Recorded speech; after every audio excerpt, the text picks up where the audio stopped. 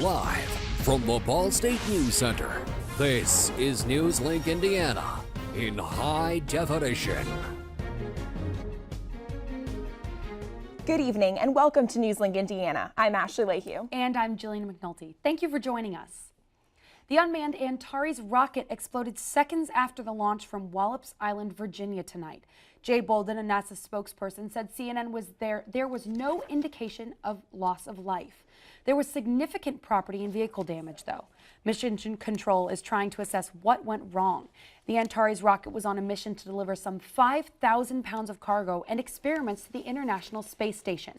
Just before liftoff, the space agency reported 100% favorable weather and no technical concerns with the rocket or spacecraft. Included with the cargo was about 1,300 pounds of food for the crew on board the International Space Station. And for our first weather report here, Dave is going to tell us a little bit about, hopefully what's going on with the weather right now. It's a little rainy today. Yeah, a little rainy walking to class this morning, but hopefully that will stop. I'm not so sure. Yeah, David, how about you let us know maybe a little bit about what's going on right now? Yeah, right now, well, it was rainy this morning. Right now, we are clear. It's going to stay clear overnight, so that's some good things for you right now. The high for today was 70 degrees. That actually happened overnight, closer to midnight, so that's a little deceiving. And the low temperature of 52 has actually occurred most recently, so those high and lows are kind of flipped from when you'd really expect them to happen. Current temperatures across the state: Kokomo 52, Indianapolis 51, Bloomington 55, the warmest spot in the state. Muncie, we're sitting here at 54 degrees, so it's fairly comfortable outside right now. West-southwest wind at 7 miles per hour, a dew point of 42 degrees, so not too cold, not too muggy or anything. More rain is ahead. We'll talk about that later. We'll also have the Halloween forecast. And unfortunately, I'll be talking about the coldest air of the season coming in, so stay tuned. You want to find out when that's going to happen. A new art exhibit opened in the Atrium Gallery today, featuring the various artwork of staff members at Ball State University. This exhibit is from Ball State's own professors and teaching assistants and grad assistants. It's all faculty work. They've worked on this for several years. They took their specialties and just made it their own, and we have an exhibit every year for the faculty. I know there's a poster in that room. It's from the neon show that one of the faculty created for the previous show, and I know they put a lot of time and effort into it, and I really like it just because it's so bright orange. I just love neon colors. This will go on till November 22nd, and then the reception for the show is this coming Thursday from 4 to 6 p.m., and the artists will be here, and there's cookies and drinks and stuff, and it's just fun. Get to know the artists and see their opinions on their work. The Atrium Gallery is open Tuesday through Friday, 10 a.m. to 4 p.m., and on Saturdays from 1 to 4. Being gluten-free is a diet that is sweeping the nation, and Ball State has a lot of accommodating options for those who are following this new diet. Those who are going gluten-free or have a gluten allergy but want to eat things like burgers or stir-fry, Ball State is providing things like gluten-free sauces as well as gluten-free Udi's buns. Another item those students can eat are things like Good Bars, Kind Bars, and other gluten-free labeled snacks. Many people are confused about what a gluten-free diet is. Gluten is the protein found in wheat products such as muffins, pastries, and bread. Wraps and sandwiches sold in Ball State dining facilities do offer gluten-free rice wraps as well as gluten-free bread, so everyone can enjoy a nice meal. City officials held a groundbreaking ceremony for Muncie's new hotel downtown today, but not as originally planned. Due to the on and off showers this morning, the ceremony was moved indoors to the Horizon Convention Center, just across the road from where the new Courtyard by Marriott Hotel and city parking lot will be built over the course of the coming year.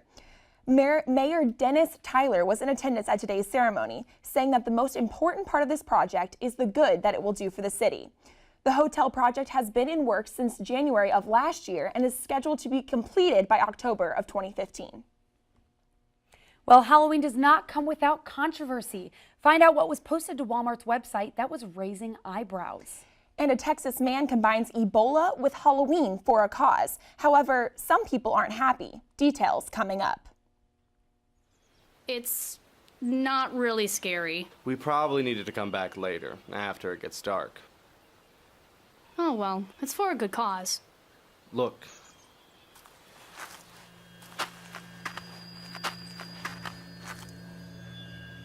Where'd that one go?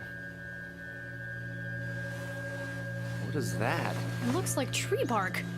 Oh, don't touch it.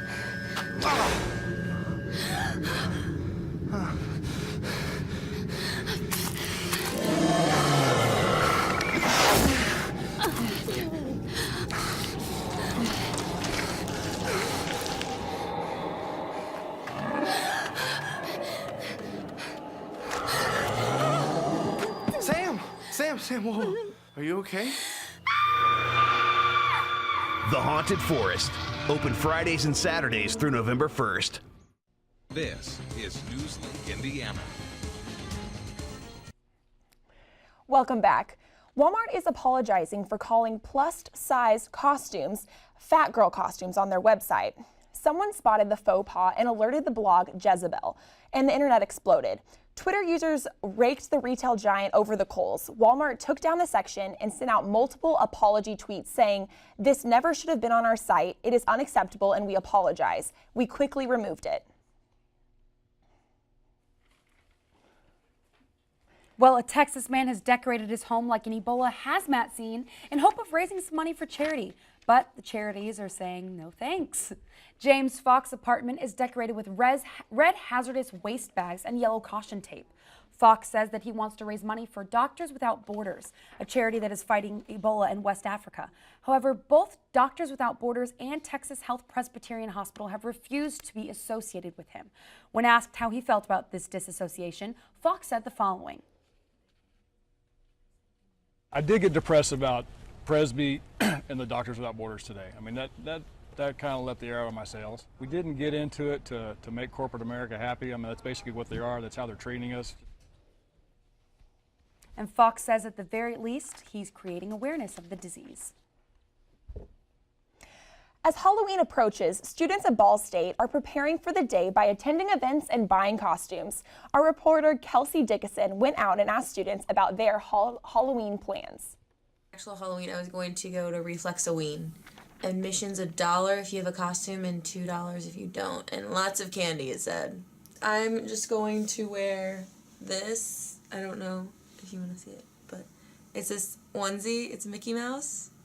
Well, for Halloween here at Doherty, we're putting on a children Halloween festival kind of thing going on. It's going to be in the X Hall.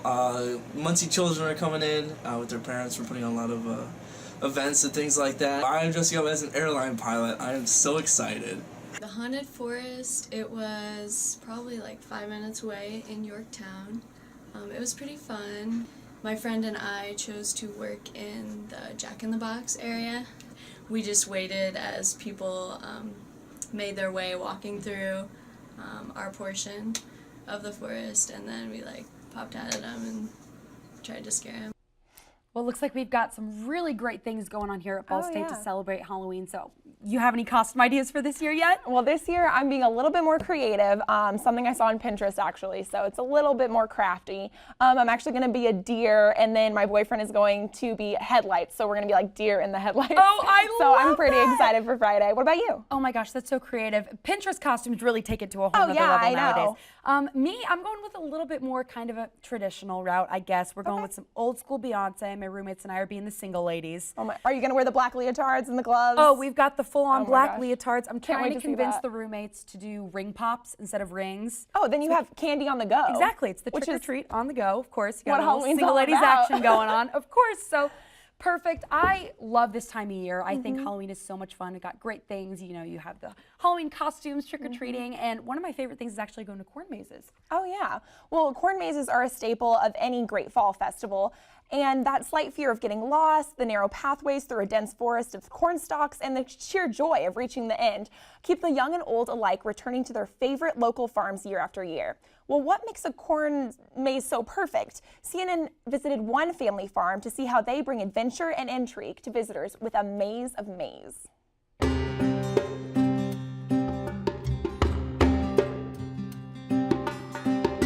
When you first start, you look down a long alleyway of corn that's crispy and brown and green. I want to go that way. You do? Okay. You see these long walkways that lead to nowhere. You don't see the end of them. This Oh, it's a dead end. And you get to the end and turn a corner. Okay, that's a dead end. Oh man. And you keep walking and hopefully you find a crossroads that will get you to one that will lead you out. Did you guys find it? Yay! Good job, guys. There's a portion of us that like to be a little put to the edge of our fear. And I think a corn maze kind of does that because it's like being lost in a closet or a dark closet, but yet there's a way out and you know you can find it.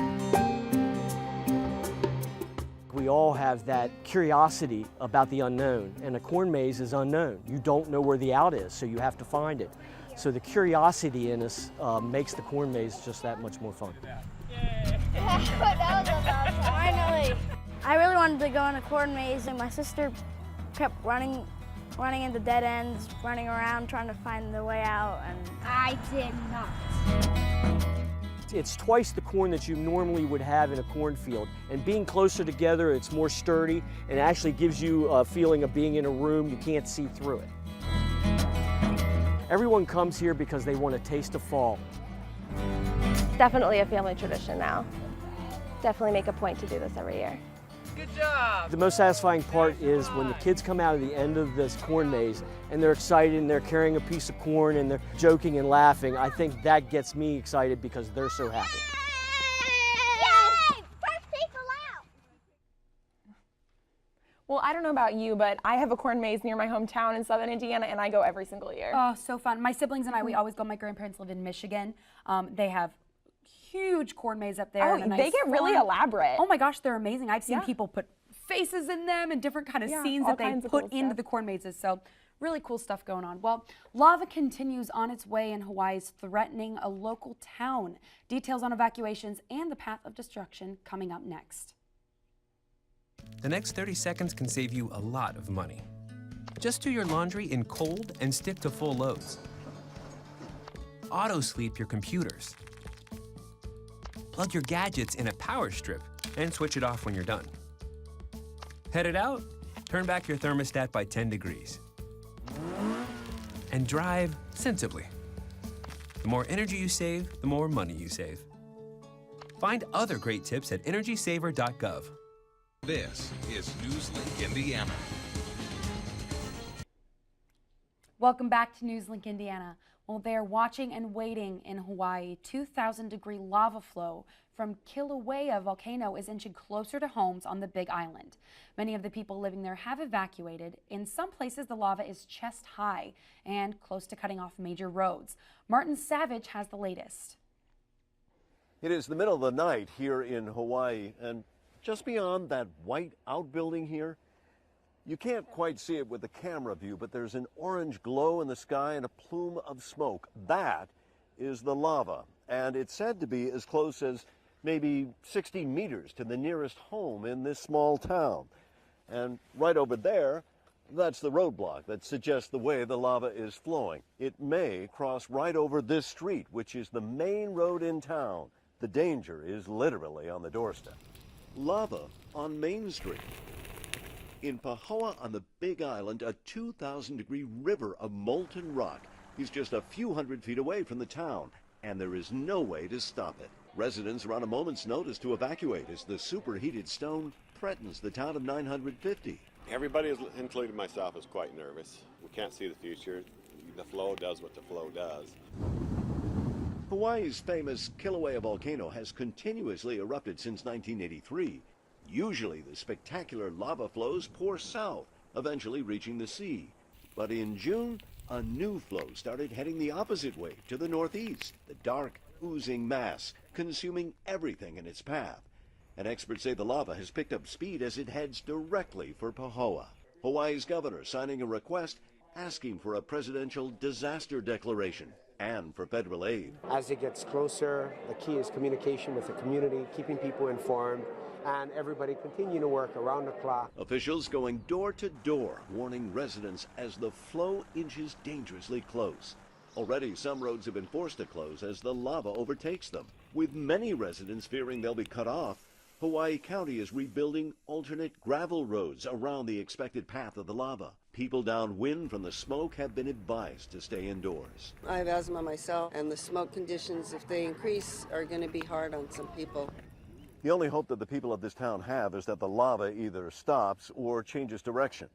Otherwise, the same force of nature that created the Hawaiian Islands could very well destroy their town. Back to you. The mayor of Pahoa stated that all his residents had been informed of the ongoing situation and that shelters were open to assist both residents and first responders who may need them.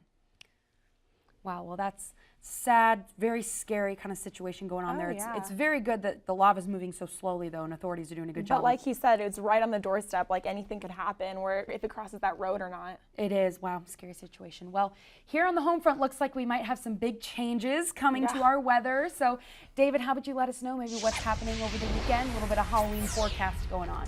Yes, I'll have a Halloween forecast for you. And let me just say this, you're going to need to dress warm. Right now, though, it's 54 degrees. West-southwest wind, 7 miles per hour, same as what it was just a little bit ago.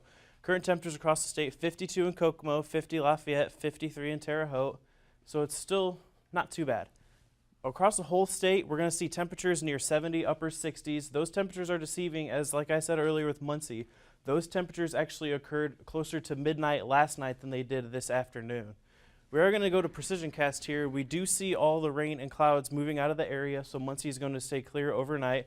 Once we move into tomorrow afternoon, 5 p.m., we're still clear. We're going to be clear throughout the rest of the night, so as we move in 1 a.m., we will see some clouds over here to our west. Those clouds are actually going to bring rain chances for us on Friday, which we will take a look here. I have a Halloween trick-or-treat forecast for you. There's going to be scattered rain throughout the area, lower 40s by the time you're going out to trick-or-treat, so you're going to want to dress warm if you're going out early Friday, and temperatures will continue falling, so you'll want to keep dressing warm for the rest of the night. 10 to 15 mile an hour winds, those are actually going to be pretty breezy, so that'll help aid to the cold air that we're going to be feeling. Tonight, though, not that cold. 42 degrees, chilly, partly cloudy skies, a west wind from 5 to 10 miles per hour. Tomorrow will be nicer. We're going to see a lot of sunshine, but it's not going to be as warm as we've seen this past weekend and Monday. 52 degrees for the high. That northwest wind from 10 to 15 miles per hour is going to keep it a little cool. And as we take a look at the 7-day, look at that, 29 and 26 for your lows this weekend. You're going to want to keep warm costume ideas for this year. And I don't know if the single lady costumes are going to be warm enough for you, but that rain Friday will be throughout most of the day. And then 40 degrees for your high on Saturday. That is a little chilly, but we will rebound as we head into Monday. 55 degrees for your high temperature on Monday. Wow. Got to start thinking of some costumes with umbrellas built in. Oh, yeah. I'm thinking about the Morton Salt girl. You know, she carries around the yellow umbrella. That's a good one. I love it. That. Well, the annual poll came out today that ranks MAC basketball teams. We'll tell you where Ball State landed. And the Pacers kick off their season tomorrow. Kelsey will have your preview coming up next on NewsLink Sports. Here's to the things that can keep us safe. Those we use all the time with hardly a thought. Those that are silently standing by to save our lives. And now, those that we carry with us everywhere we go. Many mobile devices will now bring you wireless emergency alerts, real-time information directly from local sources you know and trust. With the unique sound and vibration, you'll be in the know wherever you are. This is NewsLink Indiana. Welcome back to NewsLink Indiana. I'm Kelsey Anderson with your sports. The Mid-American Conference announced the 2014-15 men's basketball preseason poll today. The Toledo Rockets and the Akron Zips have been selected to win their respective divisions. Western Michigan followed Toledo in the rankings, placing second, and Eastern Michigan was selected to finish third. Northern Illinois, Central Michigan, and Ball State rounded out the West Division selections. The West Division preseason All-MAC representatives are Toledo's Julius Brown and teammate Justin Drummond, Central Michigan's Chris Fowler, Eastern Michigan's Carrington Ward, and the 2013-14 MAC Player of the Year, David Brown from Western Michigan. The men's golf team closed their final season today at the FGCU Classic at the Old Corkscrew Golf Club in Estero, Florida. For the second straight tournament, they competed with the #1 ranked team in the country, Florida State. After the first day and 2 rounds, Ball State was in 9th place. McCormick Clauser was leading the Cardinals in the tie for 7th. The Cardinals finished today right where they started in 9th place. Clauser finished with a 3-round total of 217, which is just 1 above par and just 3 strokes behind individual medalist A.J. Crouch of Florida. The Muncie Central Bearcats and the Yorktown Tigers both played for regional titles tonight. Muncie Central played Belmont for the 3A Classic, and they are in the 5th set right now. The winner will play on November 1st at Jasper at 11 a.m. And Yorktown played Cathedral for the 4A Class regional title, and they lost in 3 sets to Cathedral. The Fighting Irish will play against Floyd Central on November 1st at Seymour at 12:30. The Indiana Pacers start their regular season tomorrow at home against the Philadelphia 76ers. With the 3 of the 5 starters out with injuries, fans are curious to see what the starting lineup will look like. David West will miss at least 3 games with a sprained ankle. George Hill is expected to miss at least 3 weeks with a left knee contusion, and C.J. Watson is predicted to miss at least 2 weeks with a bruised foot. Tip-off is at 7 p.m. All right, well, thank you so much, Kelsey. You're Sounds welcome. like good stuff going on in sports Yep. right now. Well, are you a fan of the Marvel series? I know that we all definitely are fans. Marvel announces 8 new movies. Moya has details next in entertainment.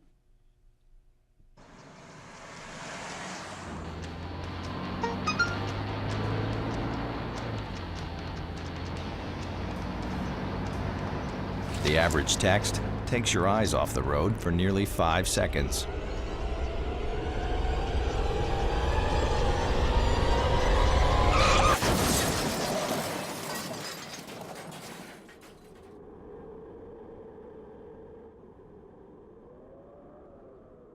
Where this? It's NewsLink, Indiana. Welcome back to NewsLink Indiana. I am Moye Whitehead with the latest in entertainment news. Comic giant Marvel and Disney Studios have set release dates for 8 upcoming films. According to Marvel Studios president Kevin Feige, the company will introduce new standalone features for Black Panther, Captain Marvel, and Inhumans. Marvel has also announced the final Avengers film will be split into 2 parts. Marvel's The Avengers Infinity War Part 1 will hit theaters May 4th, 2018, with Part 2 releasing on May 3rd, 2019. Other Marvel movies in the works are the 3rd and likely final Thor movie and Guardians of Galaxy 2. Former Nickelodeon star Amanda Bynes' troubles seem just to continue. According to People magazine, doctors for Bynes approached the judge asking for an extended stay, citing her not being healthy enough to be released. The once childhood star entered the Las Asinas Hospital in Pasadena, California on October 10th following a DUI arrest, a shoplifting incident, and a series of bashful tweets. Bynes has been on psychiatric hold for 17 days at the treatment center, with her stay already been extended once. Google's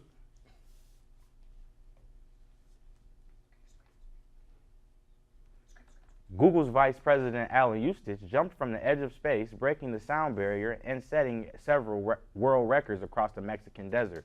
A special balloon lifted him up nearly 136,000 feet above the New Mexican desert before Eustace made the jump. Wearing a specially designed spacesuit, he remained in a free fall for more than 4 minutes, hitting speeds of 822 miles per hour. He glided for another 10 minutes before landing safely. That's all for tonight. For your entertainment news, back to the desk. All right, thanks so much, Moye. It looks like, do we have a final look at weather, David? Let us know what's coming up. Yes, we do. Well, the weather was nice this weekend, and the cold front moved through today. That's what we saw the rain for. We're going to see sunny skies tomorrow. Thursday, it's going to be mostly cloudy, highs in the 50s, but Friday, another more strong cold front is going to be pushing through. Temperatures will fall throughout the day, so Halloween's not going to be the nicest of Halloweens I could remember recently. Saturday, 40 degrees, but if rain or the precipitation sticks around late Friday night enough, we could possibly see some snow flurries, but we'll keep an eye on that. And as we move through the rest of the weekend, it's going to stay cold, but we will see a warm up moving into next week. Are you sure the snowflakes aren't a Halloween trick? Positive? It's a spooky forecast for that reason. Oh, wow. Yeah, oh gosh. Well, that's all for tonight's NewsLink Indiana. Be sure to watch tomorrow night at 9 p.m. right here on Cardinal Vision. And be sure to like us on Facebook and follow us on Twitter. Have a great night.